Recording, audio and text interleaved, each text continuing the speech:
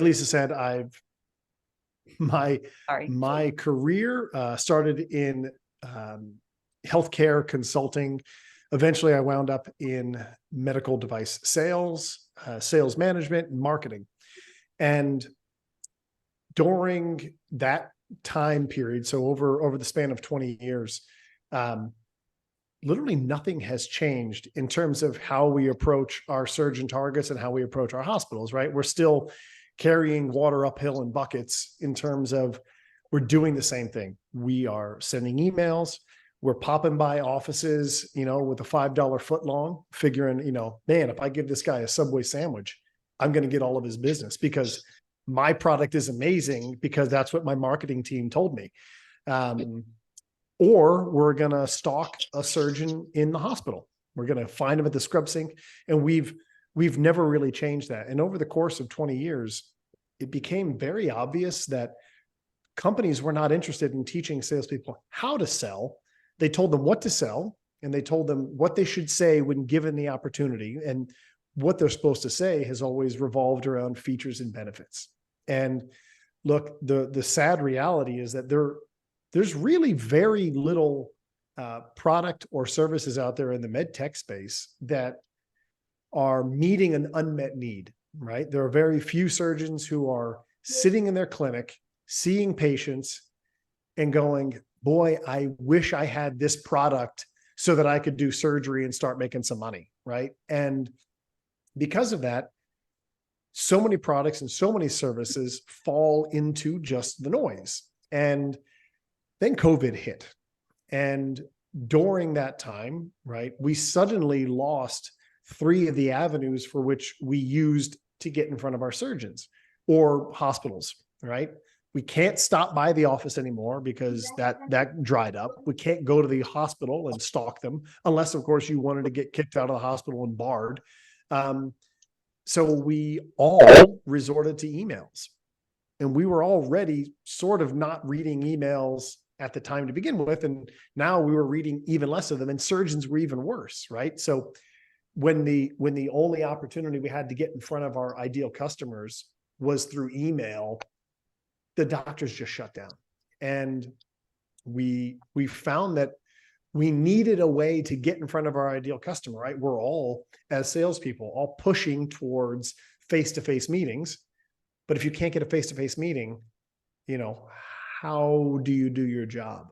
And I started dabbling with personalized video because the way I'm wired personally is I'm going to teach myself how to do all these things and go try it, right? Like I'll watch a YouTube video and then I'll learn how to weld.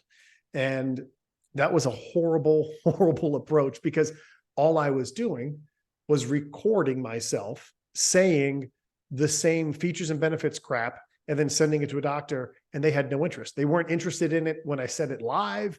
They're certainly not interested in a video version of that same message.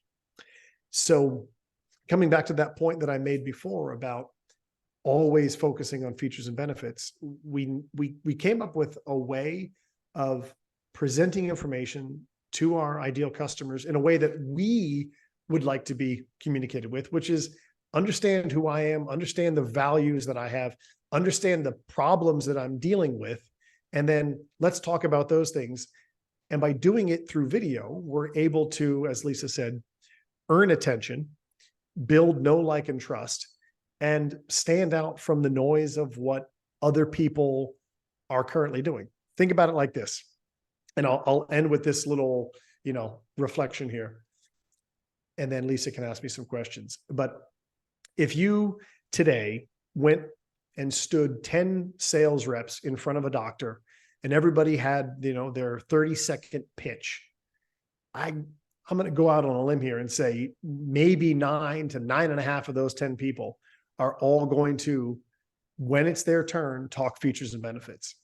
And if just one of those salespeople took the time and said, hey, doc, I know you're building a house. Man, a friend of mine just built a house and he ran into these problems. Have you guys thought about that? Like the change of the conversation topic, sure, would stand out, but just being the one person that's talking about something different or trying to relate to something that the surgeon's dealing with, not not the standard of, hey doc, don't you have this problem when you're doing fusions where you wish you had something with a greater lordosis?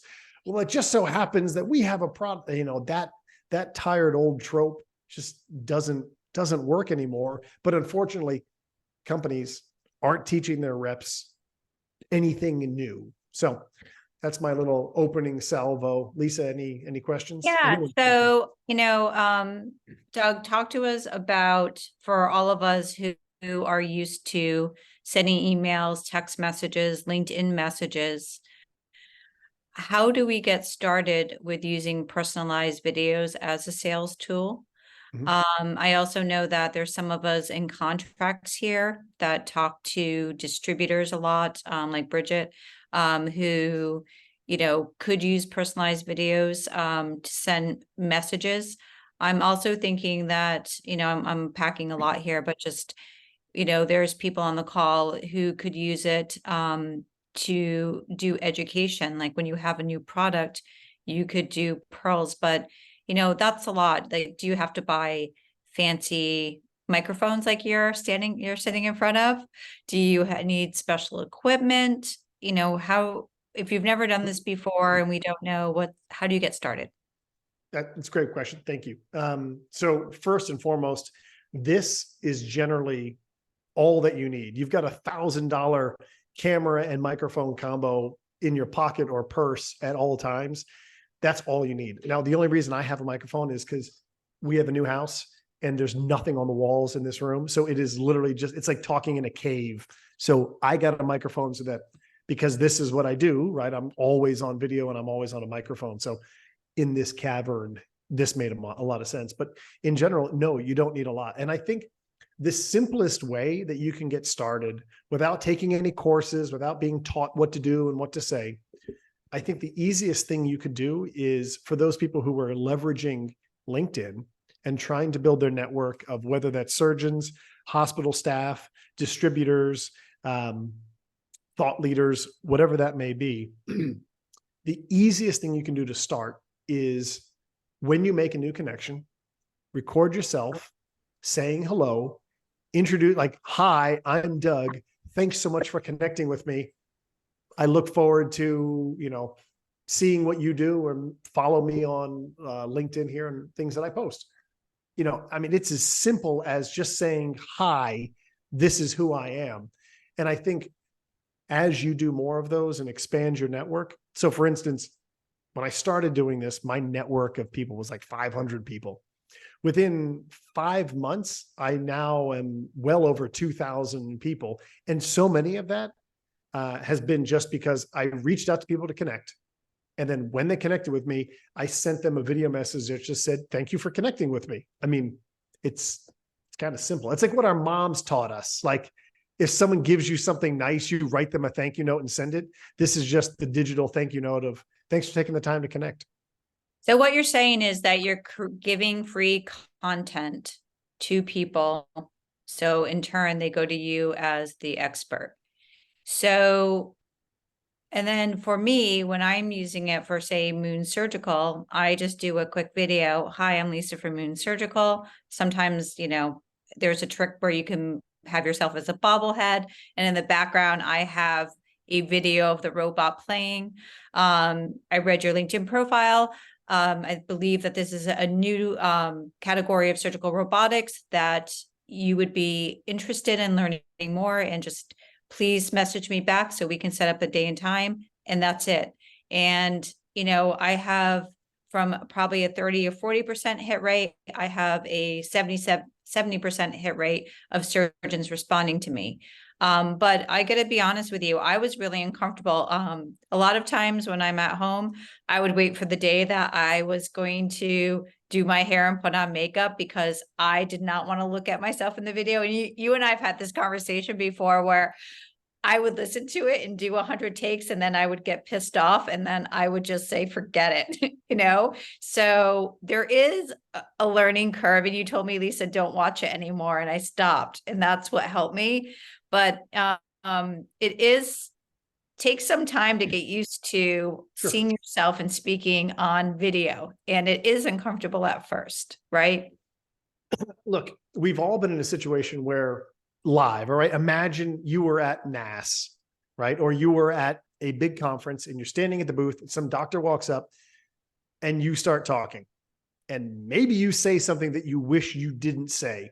You know, the instant you that the words escape your lips, you know, like, crap, I wish I didn't say that. When you record a video, you don't need to watch it to know that you don't like what you just said. You simply hit the stop, delete it, don't watch it, and then start again, re-record it. You know, as I'm working on a new video, like I'm working with a dental company, and I've been workshopping some ideas for them. And I've been practicing, like, hey, this is what I would say if I was you trying to get in front of these people. And I'd do it a few times, I'd record it. And one of the problems that I think people, or one of the traps people fall into, is they'll record version 1. And then they go, all right, I kind of like that. Let me see if I can do better. And then they keep it and then try version 2. And then after they've recorded 4 versions, then they're back looking at 1 and then comparing it to 2. And then don't do that. That's a time suck. And really, honestly, nothing good comes out of it, because you just get wrapped around the axle of, well, I like this, but not that. Delete it, re-record it. I made a video for somebody here in the neighborhood the other day. Sent a video to everyone in the neighborhood. I probably recorded it 4 times, 5 times. I knew as soon as the word came out that I didn't like, I would start and, you know, redo it. So yeah, I think there is a barrier that you need to get over. But here's the reality: like, one thing that everyone on the face of this earth has in common, we all think our voice sounds stupid when you hear it. And we're all ugly when we look at ourselves on camera. Like, no matter, like, I think I look stupid. I've got massive eyebrows. You know, I feel like they're caterpillars getting in front of my vision. So whatever, it's the face that I was given. It's the voice that I was given, and I make the most of it. But the fact of the matter is, if your ideal customer called you and said, be at my office in 10 minutes, you're going to get all my business if you show up here and make me your pitch.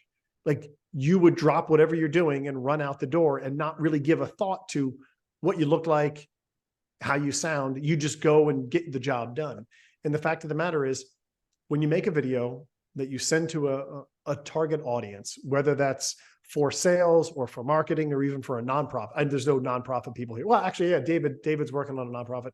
The fact of the matter is, if you bring value to someone, it doesn't matter what you look like. It doesn't matter what you sound like. And quite frankly, it doesn't really matter if you stumble over your words, because the fact of the matter is, you know, I'm gonna trash a company.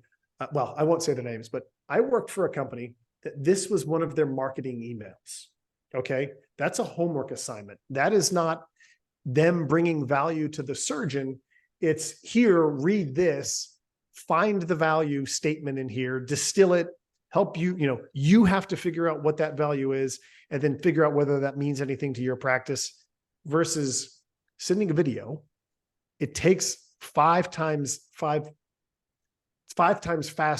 to film a video than it is to write perfect copy. And if you film a video and you stumble over a word, or you clear your throat or cough, or your kid makes a vomit sound in the other room, that's humanity. And it's those little tells, excuse me, it's those little tells that signify that you're a real person trying to build a relationship with somebody, versus perfect written copy with no typos and no errors.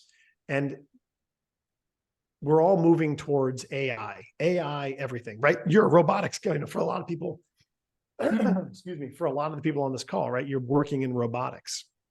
So AI is a huge thing. But I think, honestly, people are looking for authentic interaction, not, what's AI stand for? Artificial intelligence. Yeah. Right.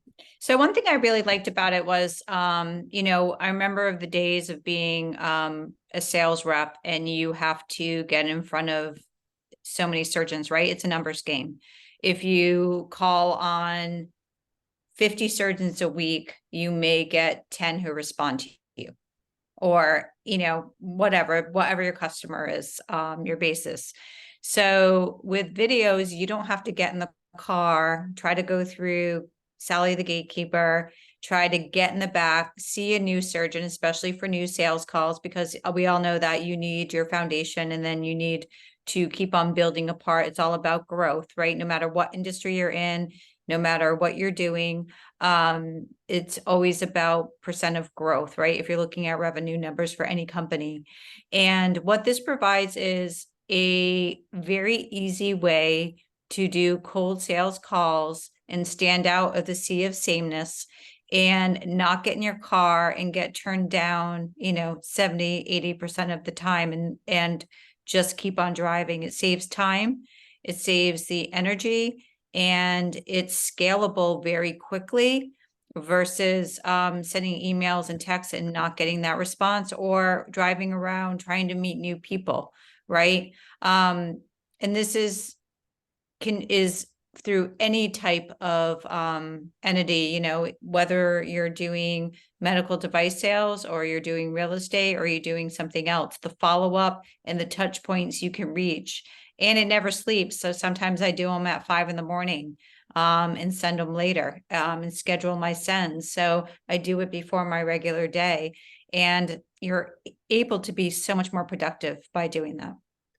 And I think you bring up a really good point. Like, one of the biggest reasons why salespeople stop being salespeople is they're tired of getting no, right? And that's one reason people don't even try to be sales reps. They just don't have the internal fortitude to be told no over and over and over again. Now, here's the really sweet thing. Whether you're in sales management, managing people, trying to make sure that they're doing the work that they're supposed to do, or you're the sales guy, like, this is no rejection selling. Because when you think about it, you're creating a one-way message, right? I'm going to formulate a value statement to my ideal target. I'm going to try and bring them value enough times that they want to have a meeting with me. But if they're not interested, they're not telling you no. You don't have to go talk to the gatekeeper to be like, he doesn't want to do this. He's not interested, right? The number of times that door has been slammed in my face, it's a punch to the stomach over and over again. But you can now send a video, earning trust, right? Earning attention, but building trust, because you're trying to relate to the doctor on some topic that is important to them. And the idea is, what I keep finding is people want super efficiency, right? Like, well, can I just make one video and send it to everybody? Sure, you could, but the idea is to build a one-to-one connection. And if you do it right, what that forces you to do is to tailor a message to your specific audience, not just create one message for everybody and hope that that's going to, win the game because your one message is so perfect. You think about it like this, like hey, Jesse, you don't have to hide. You don't have to hide. Oh no! Yeah. Sorry, I just finished unloading a new sofa that my wife just bought off Facebook Marketplace, and I was like, "Oh no, I forgot I've got a meeting with Lisa." While wearing an old company's hoodie as well. I know. I was like, "Wait a minute! Did you change companies that I don't know about?" I've got a collection of branded gear. That's so you don't work at Spinal Elements? I used to. I work with a company called Spinalogy right now. Oh, okay. But I used to be a distributor Gotcha. for Spinal Elements when I ran my own business. Well, thanks for just coming in here and blowing up I was about to say something awesome, and now I forgot what I was going to say. Oh, I'm glad I was able to mix it up a little bit. See, Lisa, this is what happens when you invite guys to a meeting. I know, right? So Doug, I'm going to put you on the spot. Pretend you and I both sold MobiC. Mm-hmm. Do a quick little video of how you would construct I'm a new surgeon, never call out to me before. You see that I'm using Sentinel Spine's new cervical disc. We have the study, we have everything else with the IDE, with LDR, right? With MobiC. Could you do a quick snippet of a video you would give to me and what that would look like? Okay. So I'm going to make up a surgeon, right? But here's where I differ. And when I talk to people, let me formulate a thought here. Okay. So, and action. Hey, Doc, Doug Hillett here with LDR Spine. Look, I know that you are a new surgeon in the Austin, Texas area. And since you're new to the area, you're probably interested in bringing on new patients and really getting your name out there. I'm curious, what are you doing to help differentiate yourself within the community to stand out from the rest of the people within your practice? Welcome to the neighborhood, and I look forward to seeing you around. I wouldn't talk about, like, because what does every rep do? Every rep, hi, Doc, welcome to town. I'd love to talk to you about my product and why it's better than everyone else's product. And Right. when we, like, in this situation, I don't know enough about, whoever this guy is, but I would find something that I could relate to. I would find something about maybe where they're from. Hey, you're a Phillies fan. I grew up in Philadelphia, and while I hate the Phillies, it is interesting to see somebody who spent their time. I'm curious, have you ever been carjacked? Right? Knowing something about where they're from, and it's to the point that I was making before Jesse jumped in. No, but the point was, one-to-many certainly works, but one-to-one is how you build that relationship and get them to recognize that you've done some due diligence to understand who they are. So, I would lead with something about their background. If they, one thing that for a seasoned doctor, I've used this before, for a doctor that's been in the community for a while, has a great reputation. The fact of the matter is, all of the doctors that are out there right now are struggling with the same thing, and has nothing to do with clinical products. What they're struggling with is the amount of time that they spend on the phone arguing on behalf of their patients to the insurance companies. They're concerned about just getting more patients in the door, right? Their reimbursement rates are lower this year than they were last year. In order for them to make and maintain their level of income, they need to see more patients. In order for them to see more patients, they have to hire more staff to be able to process those patients. In order for them to hire more staff, that means they also have to increase their expenses by hiring or paying for more EMR seats. So everything is just asking of money from them, and they're making less. I like to relate to, I'd read a really interesting article about, if you think about it, doctors don't like this analogy, but if you owned a retail store, the only way you make money is if people come in your store, right? And then spend money. And a doctor's office is literally no different.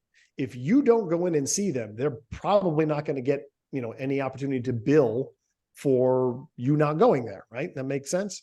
So if you can relate to the doctor on the fact that, hey, look, I understand that it's really hard on you, right? Everyone is asking for more of you. Everyone's got their hand out.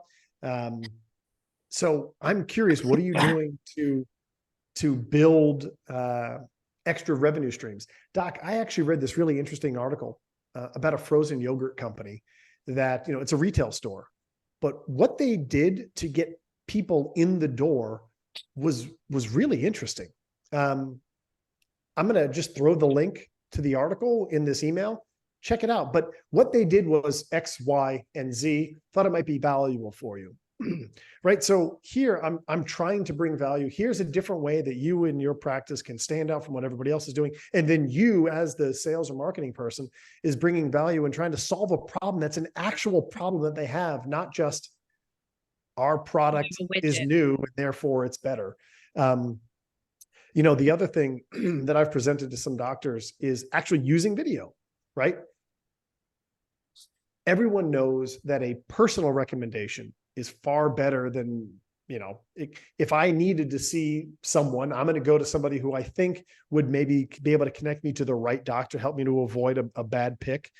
And the same thing, so I have talked to surgeons about having them record video that they can send to their patients the day before surgery. Mm-hmm. Say, hey, doc, look, your patients, you know that your patients are nervous as hell the day before a spine surgery. Imagine if you sent them a video that was 10 seconds long that just said, hey, Tabitha, I know you're having your spinal fusion tomorrow and you're probably nervous. I just want you to know I got this covered. You're in great hands. The team is prepped and ready for you. We're looking forward to it. We're going to take really good care of you. So rest easy tonight. We'll see you in the morning. Take care, Tabitha. I actually know about 10 surgeons who are just implemented this and they love it. Like when Tabitha is asked by her friends, how did your surgery go? She's going to be like, OMG, look at what this guy sent me. Look at this. And then they'll forward it to people. And the sort of the beauty of video, like there is no doctor on the face of this planet that has ever said, hey, Carl, check out this sales pitch I got made. The guy was amazing. He came in, he showed me this diagram. Woo! Like that. But I assure you, because only Jesse gets that. Yeah, that? that has to Only be Jesse quite. gets, I didn't hear that. What was that? and only Jesse gets that reaction, right? They normally cancel all their patients for the afternoon just to recover from my great sales skills. But with a video, you know when they've forwarded it to somebody. So even if you are that guy or that gal with the track record of, you're batting 1,000 every time you make a sales pitch, the fact of the matter is you don't know whether or not that doctor goes on to tell anybody else. But when you have the analytics behind the video, you're able to actually see that they in fact are watching it 3 times. They're forwarding it to somebody else in their practice. What platform are they watching the video in that you can track that? So I partnered with a company called SendSpark, and the reason I like them, one, the CEO, if you've got a question, the CEO answers the phone and works you through it. So it's called SendSpark. What it does, I think anyone out there who has an Android phone knows that if somebody with an iPhone sends you a video or vice versa, like it looks like it was filmed with a potato. So what SendSpark does, and there's a bunch out there, but what SendSpark does is it converts it to something called an iframe. And when it's embedded into a email or through LinkedIn, et cetera, especially in email, it is not tagged as spam. An external link that is not an iframe can be tagged as spam, and then it goes to a spam folder and never gets seen. But as an iframe, that's not the case. But the beauty of it is the fact that, one, you have a central repository for all the videos that you've done. Let's say you're a marketing and you do frequently asked questions, like you get a series of questions all the time, or maybe you have an instrument that requires you to do the same training over and over again, but you can do that and record that training. But then with SendSpark, you can film an introductory, like, hey, Dr. Janice, I have a video that's going to immediately follow this that walks you through the setup of this, and this. And then you put the two together and you can send it as one video, but it plays both of them. So you can kind of streamline and make things more efficient. Cool. Thanks for answering that. Hey, so let me just take a pause there. Does anyone have a question? I'm just rambling here. No, Matt Healy actually dabbled in personalized videos. Matt, I'm sorry to put you on the spot, but would you want to talk about how it's working for you or your thoughts process on it?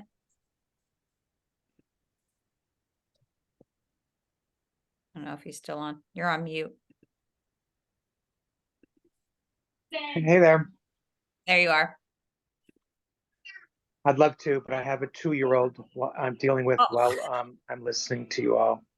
Oh, So no I problem. don't think it's going to happen. Thanks All for the right. thought, though. No problem. I enjoy listening in. But this, Yeah. I'm listening in my earphones to y'all and Bluey and the other. Awesome. Great. Does anybody have any questions or comments or, start a dialogue? Somebody want to tell me that I'm full of crap? You could do that too. Yeah. Hey, Doug, it's good to see you again, buddy. I'm happy to see the success you're having with this. I've got some Bluey going on just in the other room as well. So we've got some fellowship on that, Matthew. But I just wanted to ask real quick, in terms of as you've been doing this and growing it out, are there some like just quick, maybe top 2 or 3 things that you say are absolute great tips for beginners, as well as maybe 2 or 3 like definite no-nos that you could help just to be able to kind of like flatten the learning curve for Yeah. those of us that want to start engaging this? Yeah. So I think, great question. Thank you, David. And I appreciate you asking that question. I'd say the first thing is stop saying, I'd love to blah, blah, blah. It's something that every sales rep says, right? All sales are like, hey, doc, I'd love to come by your office and talk to you about X, Y, and Z. It'd be my honor to come by and do X, Y, whatever, right? Anything that follows, I'd love to blah. Doctors, you fall into the category of sounding like every other salesperson. And the idea of a video is to not be like every other salesperson.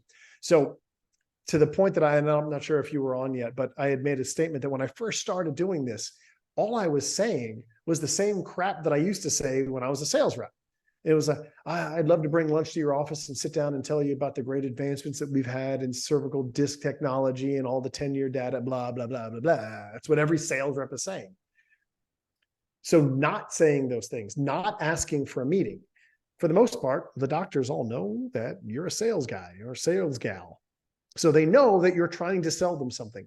If you bring them value that helps them first and foremost, and don't ask for anything.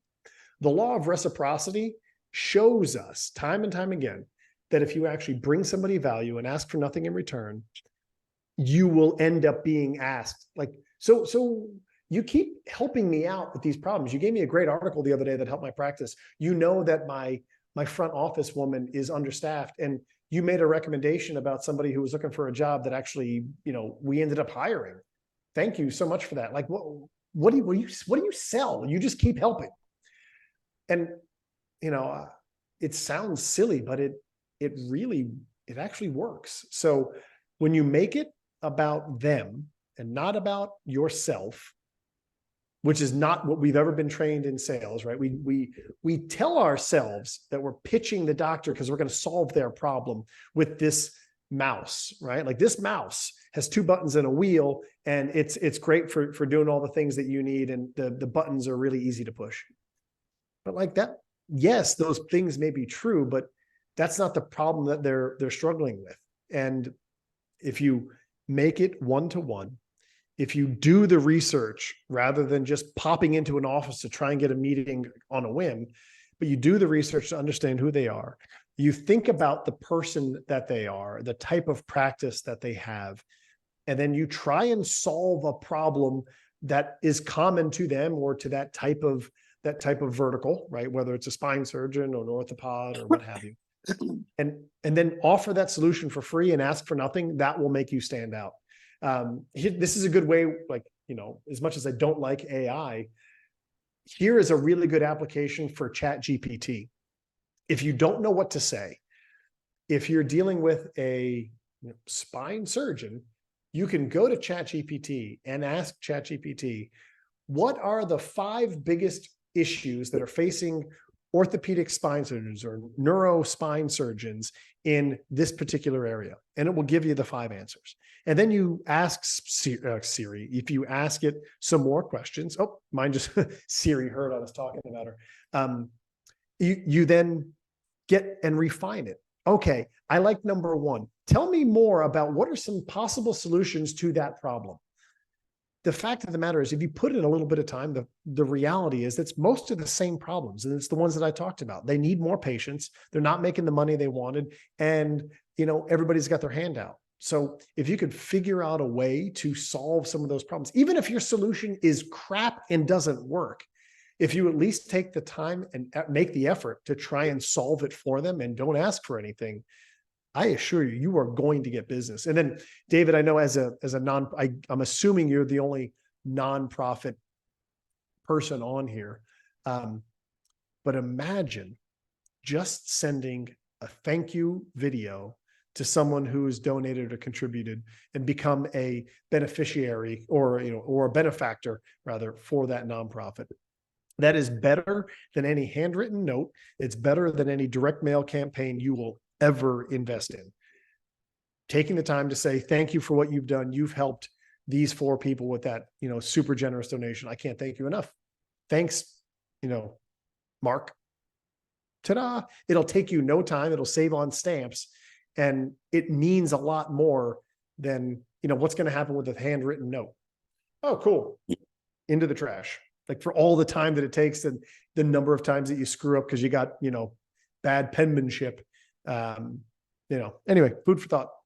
I also actually have been receiving thank you notes on video for after interviews, which I found interesting. So, we're looking for a candidate, and I got 3 thank you videos today. So, and it definitely did stand out and make it more personal for me than people who wrote me thank you letters in the email format. Thanks for the question, David. Anybody Excellent. else? Thank you.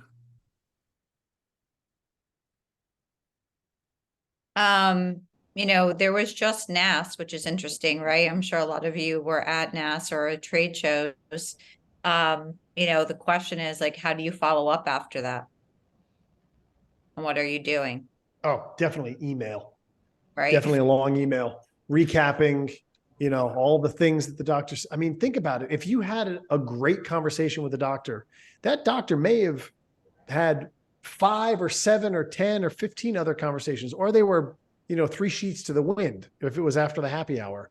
But if you made a video and sent it, they may not remember your name. They may not remember any of the things that you talked about, but they may remember your face. And at the very least, this is how we all communicate. This is way more, look, humans learn to read a face before we learn to read. We learn to read a face before we learn to speak. So we're hardwired to recognize facial expressions. And it's way easy. Like, I don't know how many times I've sent my wife what I thought was a very clever message, in text. And turns out it didn't land because she couldn't read into it the tone that I meant it by, and it just came across as rude or mean or whatever. But a video, you could definitely make a joke. Like I was teasing Jesse for showing up late and interrupting me. Jesse. Hey, my name but tag. see, like, but my point is you could tell that I was joking because of the face that I made. Oh.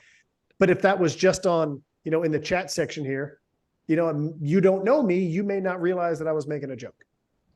No, I love this idea, especially if you're using it for conferences, events, even small events, like a lab where you had doctors come out for it. This is way better than a text message or, a kind of cheesy email that, they're just, browsing through real quick. Okay. How about this? And we've all been guilty of it and we've all seen it. Someone from the company, and no offense, who's my marketing person here? Brandy. That's Brandy. Yep. Brandy. Okay, Brandy. So No offense. I'm going to go out on a limb here and say that you sent this message before on LinkedIn. We'd love it if you came by our booth. Stop by booth 212 to see Acellus and everything that we've got, right? Like, Yep. And then I roll my eyes as I do it, but yes. the innumerable reposts where somebody couldn't even take the time to write like a thought that says like, yeah, what Brandy said, come check us out. Like it's just repost. Imagine instead of that, you made a video that just said, hey, Acellus is going to be at the booth and we're really excited to be there to talk to you about how we're solving this problem. Check us out. Like no one does that.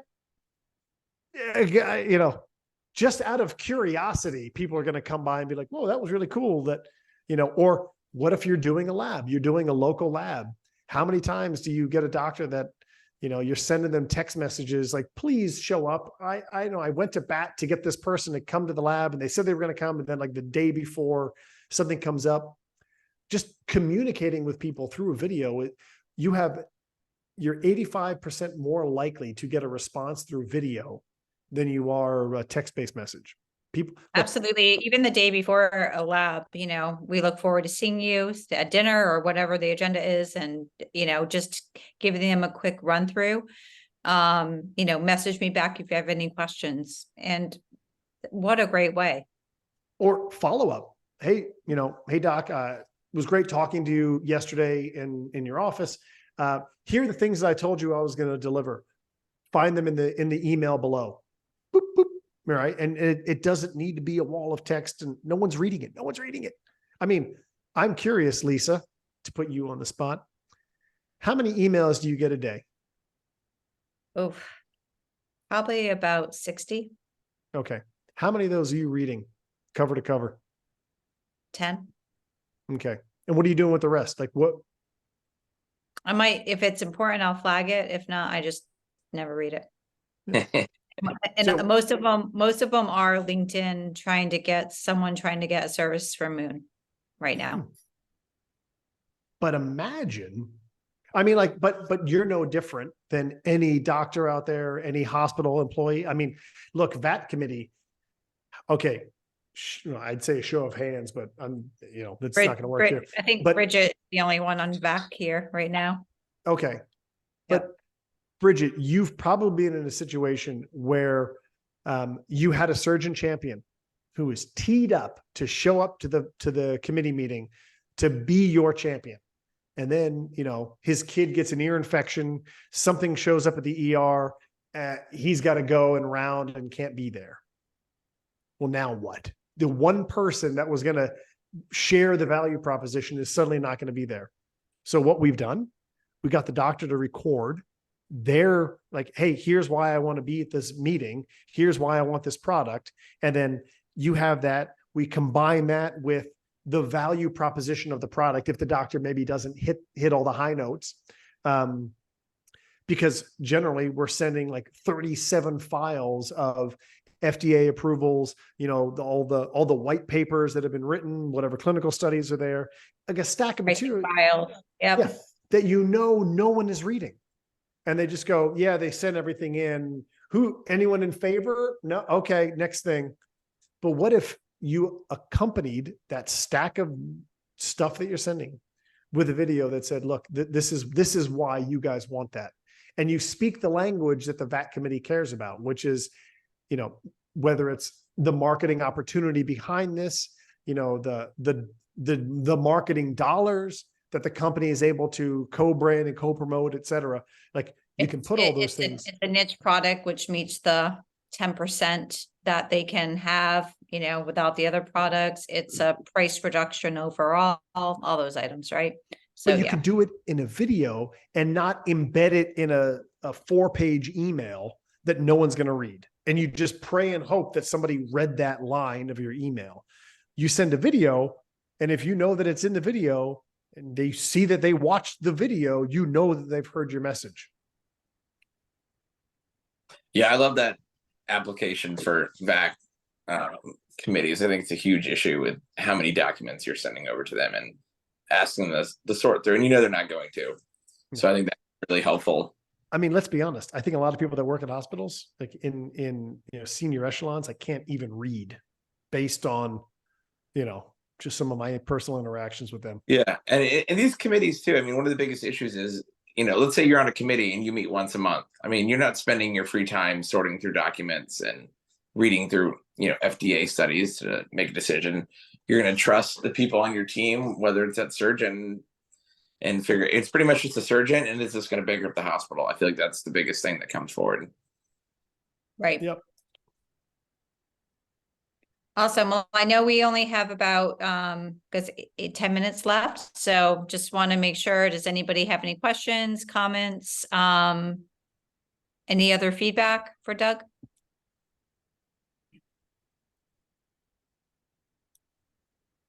Well, we really appreciate everyone getting on tonight and everyone's time. If you want to learn more, you can reach out to myself or Doug. Everyone has my number, but Doug's on LinkedIn. So Doug Hewlett. Yep. There's my email address if anybody wants it. It's in the chat section. But yeah, follow me on LinkedIn. I make posts where I tell people in medtech that their approach sucks. They're silly for continuing to do the same old thing. And I just try and poke the bear. Mainly, spinal implant companies that think, doing the same thing is going to get them some sort of different result. Cool. That was great. I appreciate it, Doug. Yeah. Thank you. Yeah, thank you everyone for joining. And then next month we have a webinar with Return to Duty. So thank you so much, and appreciate you all being on. Take care. Thanks, Thanks, Lynn. Lisa. Thank you. Thank you. Thank you. Thank you.